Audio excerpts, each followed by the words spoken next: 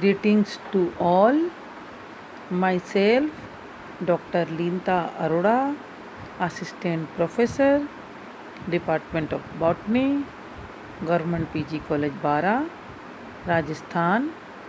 Today we are going to study about fossilization in plants, fossilization in gymnosperm.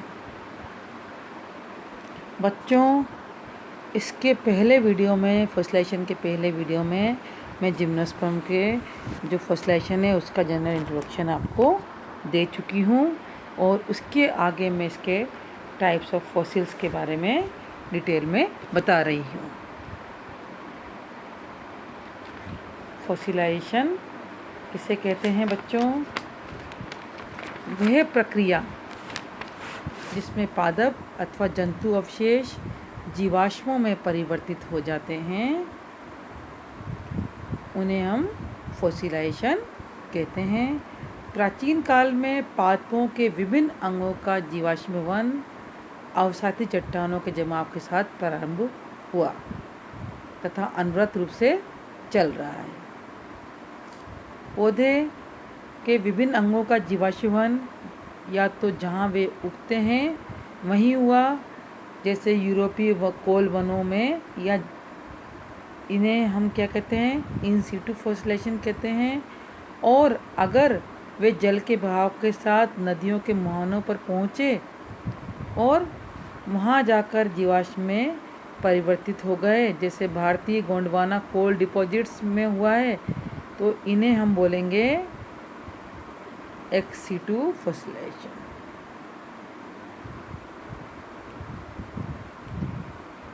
जीवाश्मीकरण की प्रक्रिया में सर्वप्रथम जीव द्रव्य अंतर वस्तुएं जो होती हैं वो विलुप्त हुई। प्रोटोप्लाज्मिक कंटेंट इसके विलुप्त हुए। उसके पश्चात मुलायम मृदुत की कोशिकाएं नष्ट हो गई। इसके बाद क्यूटिन युक्त तथा द्रवोत्कीय कठोर काष्ठीय ऊतकों का सर्वाधिक जीवाश्मीकरण हुआ। उन्हीं के आधारभूत संरचनाओं से सूचना एकत्र करना संभव हुआ। जीवाश्मीकरण में सूक्ष्म जीवों द्वारा अपघटन सबसे अधिक कठिनाई पैदा करते हैं। दूसरी भारी कठिनाई अवसादी चट्टानों का ऊपर से दबाव था।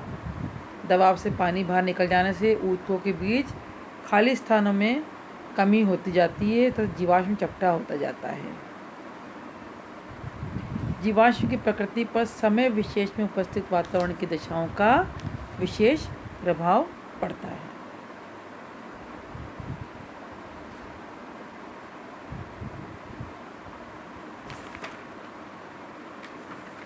अब है प्रिंसिपल ऑफ फॉसिलाइजेशन। जीवाश्मीकरण से संबंधित दो सिद्धांत दिए गए, एक तो रिप्लेसमेंट थ्योरी और दूसरी दी गई इनफिल्ट्रेशन थ्योरी। रिप्लेसमेंट थ्योरी के अनुसार जीवाश्मीकरण पादप अंगों में पाए जाने वाले अणुओं का मिट्टी के घोल में उपस्थित विभिन्न खनिज के अणुओं द्वारा प्रतिस्थापन की क्रिया होती है।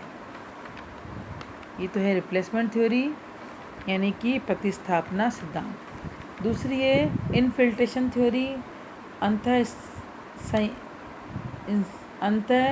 संयंत्रण सिद्धांत। इस सिद्धांत के अनुसार सेल वाल द्वारा खनिज पदार्थ अंदर प्रवेश कर वहाँ जम जाने से के कारण जीवाश्मीकरण होता है। पौधों के भूमि में दब जाने से उसका आंशिक विघटन होता है। इसके स्वतंत्र हुई कार्बन डाइऑक्साइड अंतः संयंत्रित होकर कैल्शियम मैग्नीशियम से क्रिया करके कार्बोनेट्स बनाती है।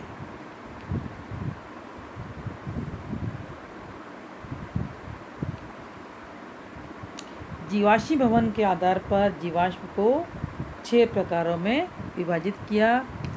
इससे पहले वाले वीडियो में आपको कंप्रेशंस के बारे में बता चुकी हूँ।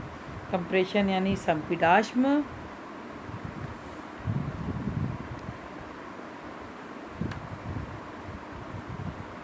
संपीड जीवाश्म पादप अंगों पर अत्यधिक दबाव के कारण चपटे हो जाते हैं और एक कार्बनी फिल्म के रूप में दिखाई देते हैं। जैसे ये कंप्रेशन ऑफ लेपिडोडेंड्रन दिख रहा है, ये पत्थर के अंदर है। पत्थर को जब खोला तो अंदर ये चपटे जीवाश्म दिखाई दिए। दूसरा पेट्रिफिकेशन और मिनरलाइज प्लांट। पेट्रीफिकेशन में आपको पिछले वीडियो में पेट्रीफिकेशंस के बारे में समझा चुकी हूँ। अश्मीभूताश्म, इसका शाब्दिक अर्थ होता है कार्मिक ऊतकों का पत्थर में रूपांतरण। यद्यपि पेट्रीफिकेशन की वास्तविक विधि पूर्ण ज्ञात नहीं है, किंतु इतना स्पष्ट है कि कार्मिक अणुओं की खनिज अणुओं द्वारा प्रतिस्थापना दर अणु नहीं होती है। पेट्रीफिकेशंस हैं ये। पेट्रीफिकेशंस दो प्रकार के होते हैं, कोल बॉल्स एंड मिनरलाइज्ड प्लांट्स। ये कोल बॉल का डायग्राम आपको क्लियर नज़र आ रहा है। अब थर्ड है इसका इम्प्रेशन मुद्राश्म।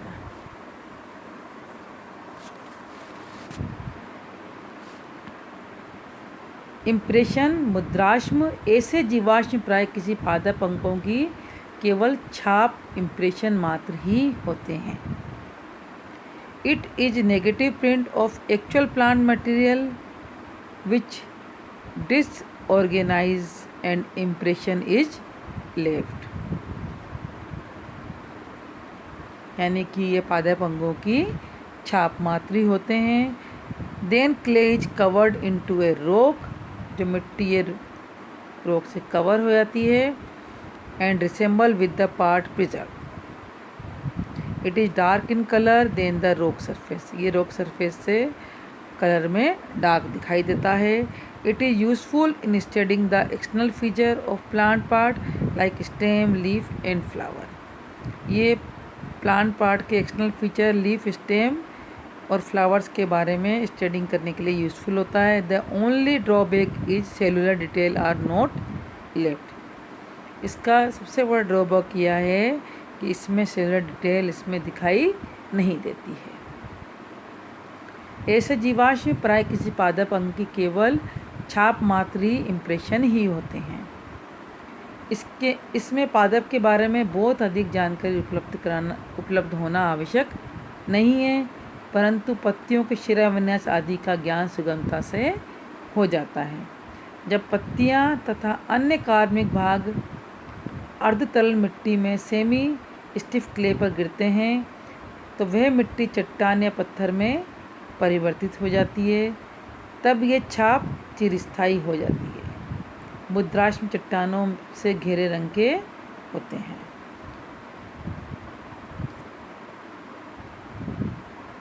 अब यहाँ आपको दिखाई दे रहा है इम्प्रेशन ऑफ न्यूरोप्टेरिस लीफ, जिसमें इसकी मिडवेन भी क्लियर दिखाई दे रही है।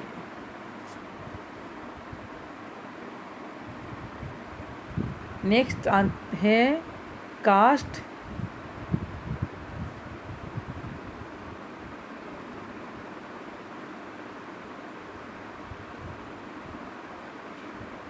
कास्ट इनक्रेस्टेशन, कास्ट और इनक्रेस्टेशन, परपटाश्म या साचाश्म।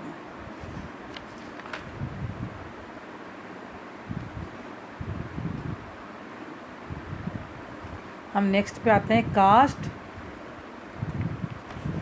और इनक्रेस्टेशन।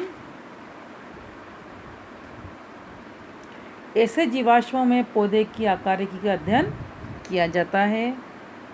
ये सबसे सामान्य प्रकार के जीवाश्म हैं। ऐसे जीवाश्म बनने में पौधों या पौधे के अंग रेत या कीचड़ से ढक जाते हैं। Important for studying the morphology of fossil plant, fossil plant की अध्ययन के लिए ये उपयोगी है। The external form of plant is preserved as cast but internal structure is destroyed. Cast is a perfect replica of original specimen. Surrounding material of the mold forms incrustations, while the rock material surrounded by incrustation is called the cast. Cast of whole trunk, stumps and seeds are usually formed when the plant part decay. ऐसे जीवाश्मों में पौधे की आकारिका का आसानी से अध्ययन किया जा सकता है। ये सबसे सामान्य प्रकार के जीवाश्म में ऐसे जीवांश बनने में पौधे या पौधे के अंग रेत या कीचड़ से ढक जाते हैं, मड से ढक जाते हैं। कुछ समय में भीतर उपस्थित पादप सड़ जाते हैं, जिससे एक खोखली रचना बन जाती है। इस खोखली रचना में चट्टान रॉक फॉर्मिंग पदार्थों का जमाव हो जाता है। ये पत्थरों में परिवर्तित हो जाते हैं। ऐसे जीवाश्मों में पादप की आंतरिक संरचना का ज्ञान नहीं हो सकता है।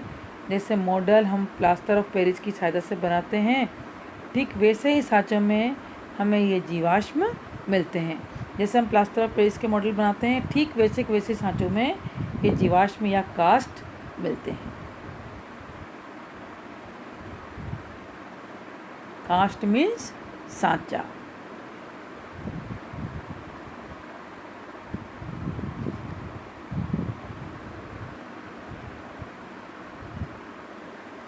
अब ये दिखा रहा है कास्ट ऑफ स्टिग्मेरियन स्टम्प। इसका कास्ट स्टिग्मेरिया का सांचाश्म इसने पिक्चर में दिखाया है, जिसमें राइजोफोर दिखाई दे रहे हैं नीचे हमको आराम से।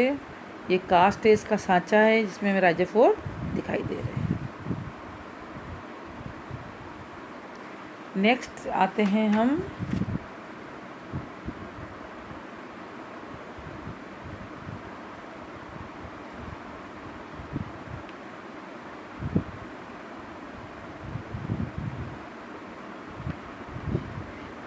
आते हैं कॉम्पैक्टेशन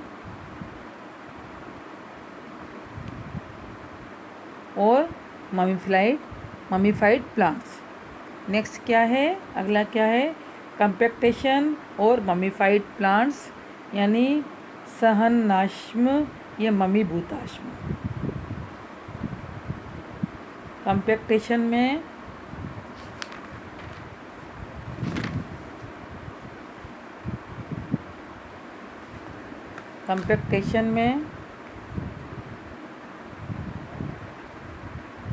पादप अंगों पर अनुदैर्ध्य दाब पड़ने से जीवाश्मों का कॉम्पैक्टेशन या ममीभूताश्म कहते हैं। ये पीट, लिग्नाइट, कोल नामक खनिजों में पाए जाते हैं, जिनका परिच्छेदन द्वारा विस्तृत अध्ययन किया जाता है। These are plants or fragment compressed by vertical pressure। पादप अंगों पर अनुदैर्ध्य दाब पड़ने पर बने जीवाश्मों को कॉम्पैक्टेशन या ममीभूताश्म कहते हैं। कई बार एग्जाम में क्वेश्चन आता है, व्हाट इज कॉम्पैक्टेशन। पादप अंगों पर अनुदैर्ध्य दाब वर्टिकल प्रेशर पड़ने पर पड़ने से बने जीवाश्मों को कॉम्पैक्टेशन या ममीभूताश्म कहते हैं। Masses of plant fragments without intervening matrix, example peat, lignite, coal, plant structure like leathery leaves, hard fruits and seeds are preserved in mummified forms. Chemical substances can be infiltrated in such fossil, and sectioning is done for microscopic studies. पादप अंगों पर अनुदैर्ध्य दाब पड़ने से बने जीवाश्मों को कॉम्पैक्टेशन या ममीफाइड जीवाश्म कहते हैं। ये पीट, लिग्नाइट, कोल नामक खनिजों में पाए जाते हैं, जिसका परिच्छेदन द्वारा विस्तृत अध्ययन किया जा सकता है।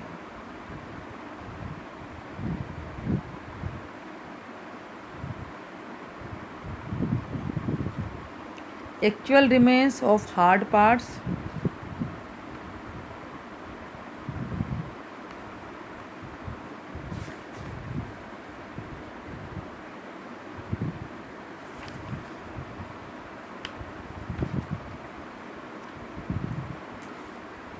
bones, teeth, shell or woody tissue are well preserved because the hard part are resist to decay while soft part are destroyed. These fossils are embedded in sedimentary rocks.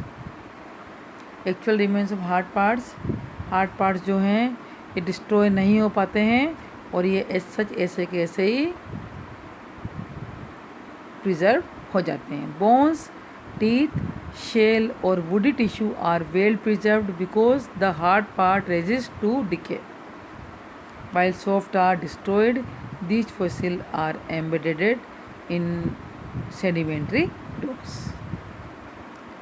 Leaf coal or paper coal, they are thin dead leaves dispersed in organic matrix. Inner tissue of leaves are destroyed and there is a layer after layer of cuticle. Next हम आते हैं amber.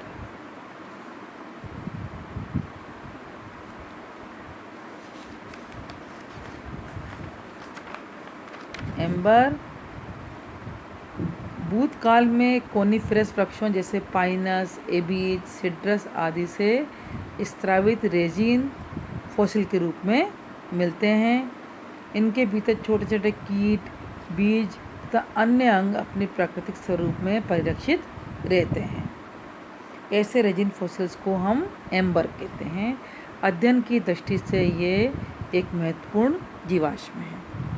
Exam में question आता है बच्चों, what is amber fossil? Amber fossil किसे कहते हैं? They are resinous excretions of certain fossil conifer which flow due to injuries caused by insect and decaying branches. They fall on forest floor and get hardened and accumulated over for long period and shape take by it called ember. Several small insects, animal, small plant are preserved in this resin.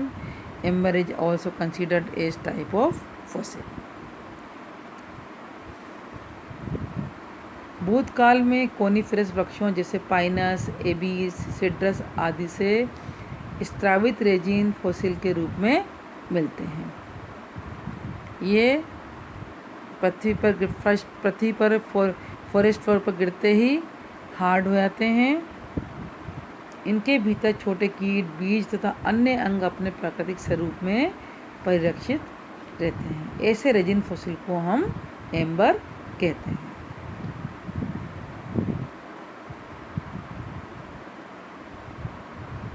Chemical fossils, chemical like amino acid, chlorophyll, hydrocarbon, etc.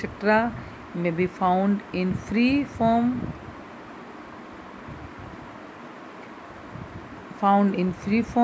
in rocks or in petrifactions.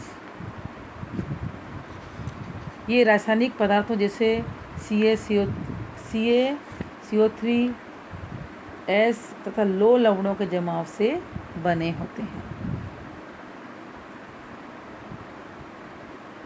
Chemical like amino acid, chlorophyll, hydrocarbon may be found in free form in rocks or in petrifactions. Any organism connected with an ancient organism is considered as fossil. Diatomous earth is skeleton of billions of diatom at seabed. Graphite, a carbon of organic origin used in lead, pencil, algal limestone and petroleum are all fossils.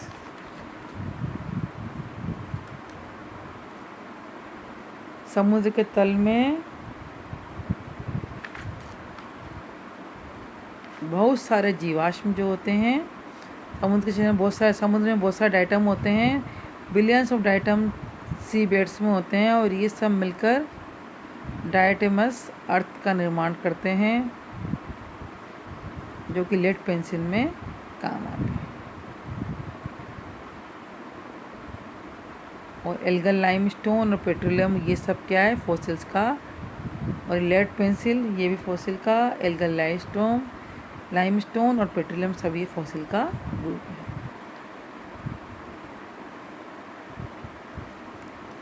इसके अलावा एक micro fossils भी होते हैं।